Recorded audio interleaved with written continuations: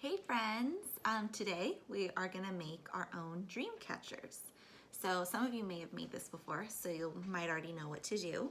But what we're gonna need is a paper plate.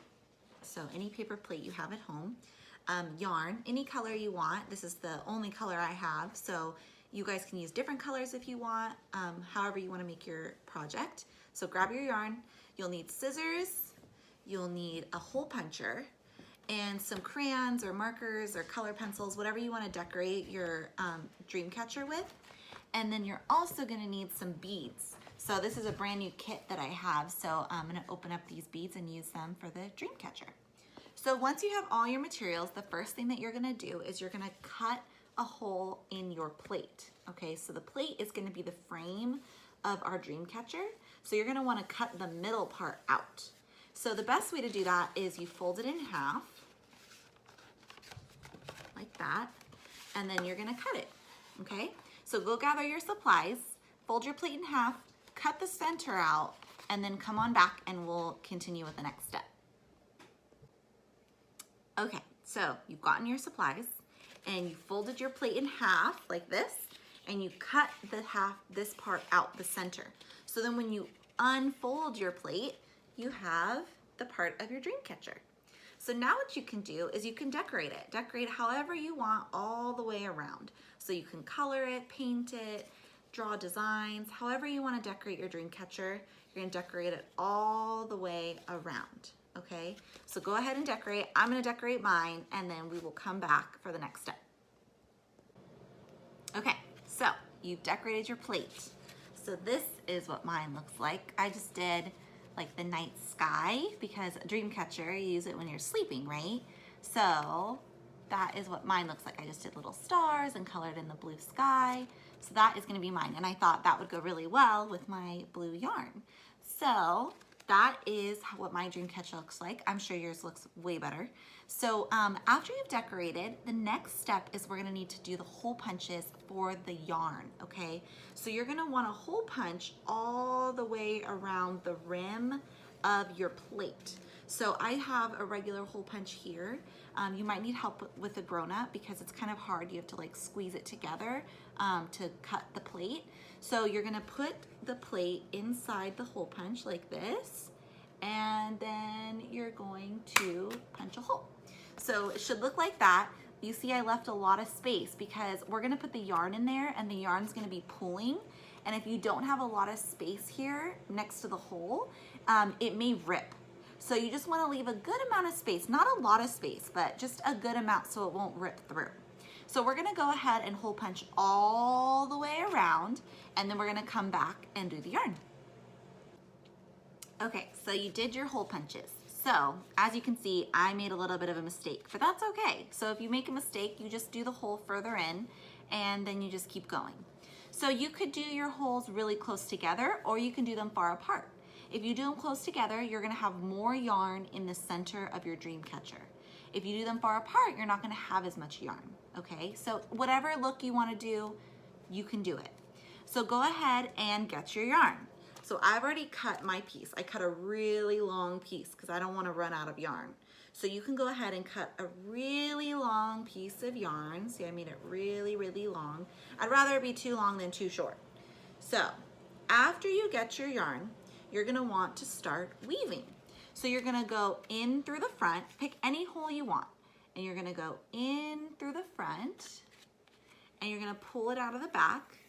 And then you're gonna pick another hole somewhere else on the circle, and you're gonna go in through the back, like that. And you're gonna keep going. So see how I did that? And then I'm gonna do another one. In through the front.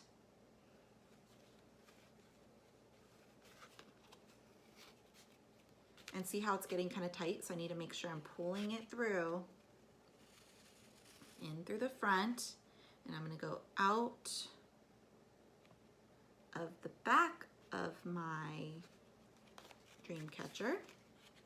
So this might be happening to you.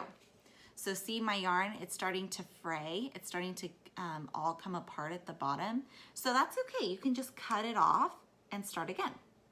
So cut off the part that's hard for you to get in through the hole, and see now it's a good piece of yarn. So now I can keep my weaving. So I'm gonna pull it through and see how it's creating a pattern. So I'm just creating a random pattern. I'm just going in and out of all the different holes, and it's creating a dream catcher pattern, okay? So you keep doing that, and then we're gonna come back after our yarn is all weaved through. Okay, so I just finished doing all of my weaving. So your dream catcher will look something like this. Obviously different pattern because you probably went to different holes than I did, but this is the general idea of what it will look like. So what I did was on the back, you can see where I started, I taped that piece of yarn down, and this is actually where I ended. So I'm gonna cut the yarn there, and I'm gonna tape that piece down. You can tape it or tie it. I just would prefer to tape it because I feel like it'll be more secure. So I'm gonna tape down that piece of yarn, and now I have the frame of my dream catcher. The last step that you're gonna do is you're gonna take pieces of yarn. However, I still have a lot left over from my yarn that I cut in the middle. So you can take different pieces of yarn, however long you want. You can do some short, you can do some longer. You're gonna cut lots of different sizes. So I already cut 3 pieces. There's 4, maybe I'll do 5. You can do as many as you want. I'm gonna show you what this is for. So I have 5 pieces of yarn, and this is what you're gonna attach to the bottom. So you're gonna attach these pieces of yarn to the bottom of your dream catcher like this, and it's gonna be like almost the tail of your dream catcher. So once you attach them to your dream catcher, which I'm just gonna tape them to the back. You can tape them to the back, you can hole punch, and you can tie them however you wanna do it. I'm gonna tape mine to the back, and then on the bottom is where we're gonna put the beads. So then you'll be able to put some beads on the bottom, and it'll be all finished. So why don't you cut your pieces of yarn, however many pieces you want to hang from the bottom.